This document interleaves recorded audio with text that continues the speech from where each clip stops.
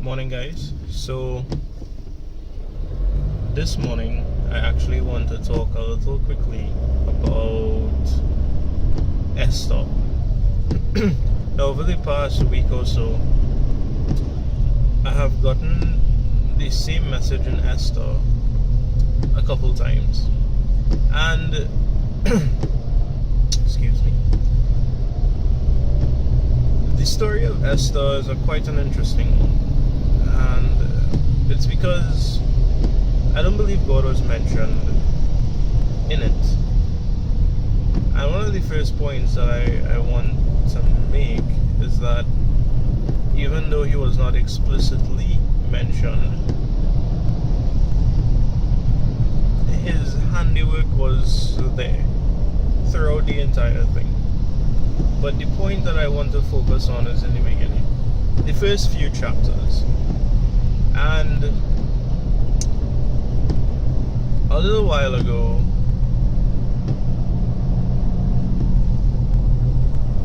God gave me this message in Esther about the Esther fast, which is the 3-day fast without food, without water. And what I was actually praying when he gave me that message, I asked, what do I tell these people? What do I make in these videos? And he gave me that message. So that was about a month ago. Since then, unfortunately, I didn't really act up on it. I wanted to. It was at the back of my heart, at the back of my head. I wanted to. And about a week ago, he gave me the message again about this Esther fast. So, in case you're hearing a little clicking noise, that's the windscreen wipers. Yeah, rain falling. So right, what I was saying. So he gave me this message on the Esther fast. But let me go to this morning now. This morning, he actually gave me this message. He actually gave me Esther 1. So it's not the first time that he did. A couple times he gave me Esther 1 to read through. And just a quick overview of the story up to like Esther 3 or 4. Basically, the king had a big feast. He called out Vashti to show her to the other people.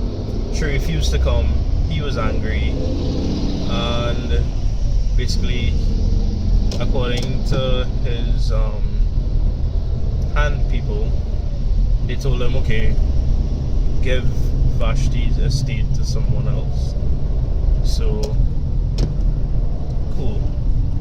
So now comes Mordecai and Esther. Esther was an orphan, was Mordecai's orphan.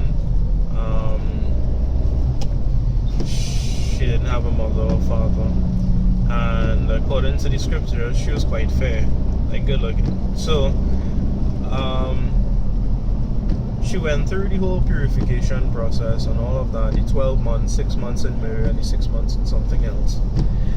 I can't remember offhand. You could go read it. Alright, so the king found favor in Esther above all the other women that were brought to him to take Vashti's place.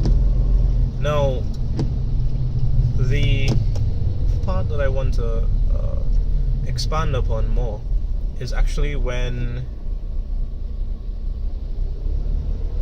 part with Haman and Mordecai. So Haman was promoted, I believe, and Mordecai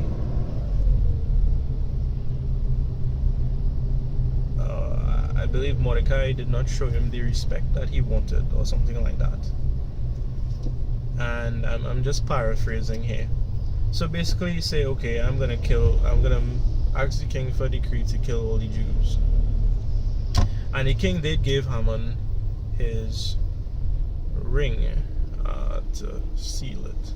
So fast forwarding now, that's all cool. It's not cool, but I mean, yeah. So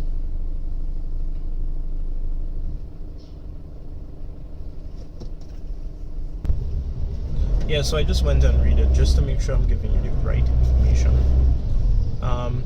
So basically, the king promoted Haman to an official post above everyone else, and everyone would bow to him and show him the respect, except Mordecai.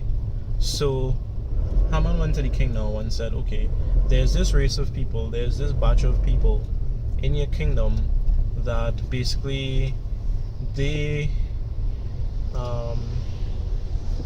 keep themselves separate from everyone else, and they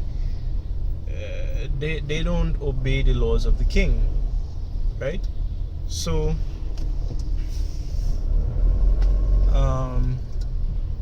long and short, there was a decree that all the Jews would be killed.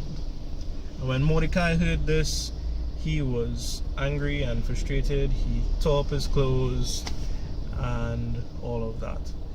And there comes now Esther, who intervened and said, okay, let's do this 3-day fast without food, without water, and then I'll go to the king, and if he stretches out his staff or whatever toward me,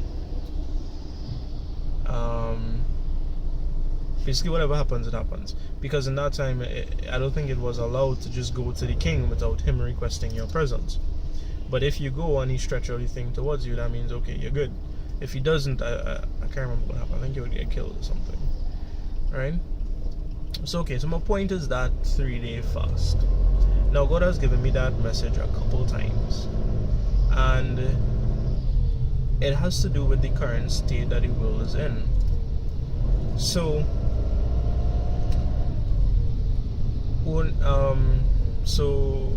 going back to about a month ago, when he gave me this message in Esther to tell the people that I'm making this video for, which is anybody who's listening, that he wants you to do an Esther fast, I'm doing that now. So just so that I wouldn't have said it, and also because I believe that God wanted me to do it, I did the Esther fast last Friday, Saturday, Sunday, and I finished Monday morning. And I think I'll leave that for another video, so that this one doesn't turn out too long. And I will tell you about my experience in the Esther fast and the temptations that were involved, the hardship, and how basically I was able to get through it with God.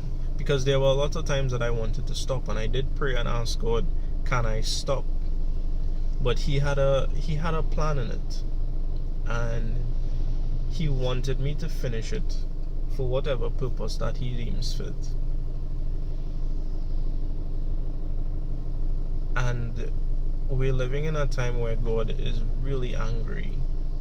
He's angry because no one is taking on his word, no one is taking on his message, and no one is adhering to the rules that he placed out for us.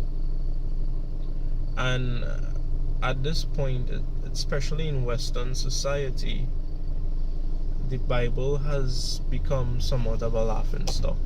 And that's because of false prophets. It's because of people who say they were of God, but they weren't.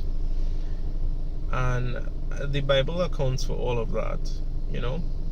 It says what God will do to false prophets and people who prophesy, that say they prophesied in his name and they don't.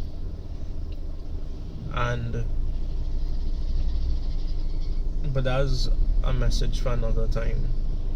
So in closing,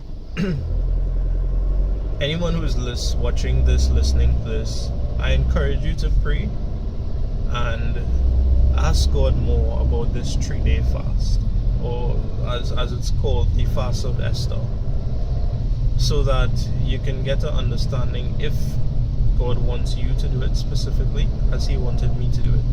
Because He wouldn't have told me to tell people about it if He didn't have a plan in it, and if He didn't expect people to follow His law and follow His rules and do what He wants them to do. So I'm not saying do it because I say to do it. I'm saying seek God, ask Him, pray, and just like He confirmed it to me, He's gonna confirm it to you. Because a lot of times during that 3-day fast, in the period of the fast, He confirmed it to me that He wanted me to do it, starting from Friday itself. And it's not off the whim confirmations. It's going to His word, getting His word and writing it down, and that was my confirmation, you know. And everyone communicates with God differently. I communicate with Him directly through His word because I like to have something tangible. I like to have something that I can read, something that I could say that, okay, God gave me this word in Esther, and this is His word. There's no doubting that. And He gave me this word 3 or 4 times as a confirmation. You know, that takes away the chance, that takes away the probability that it was just me going to a random word and adapting it to my needs, you know. But everyone communicates with God differently, through dreams, through visions, however it is that you communicate with God. I believe that He would confirm this Esther fast, and I do wish you the best, and stay strong in God. Make sure to pray during the fast. I mean, I think I'll do another video on fasting alone, because fasting is just not eating. It's not that, you know. That's starving. That's just going without food. No, that's not fasting. Fasting is a period of being spiritually close to God. And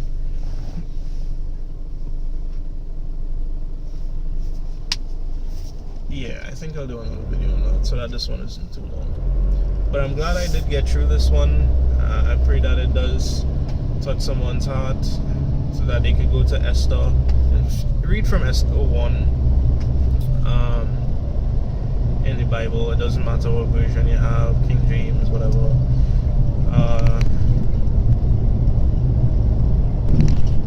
And hey, what? If God confirms it for you, leave a comment, let me know. And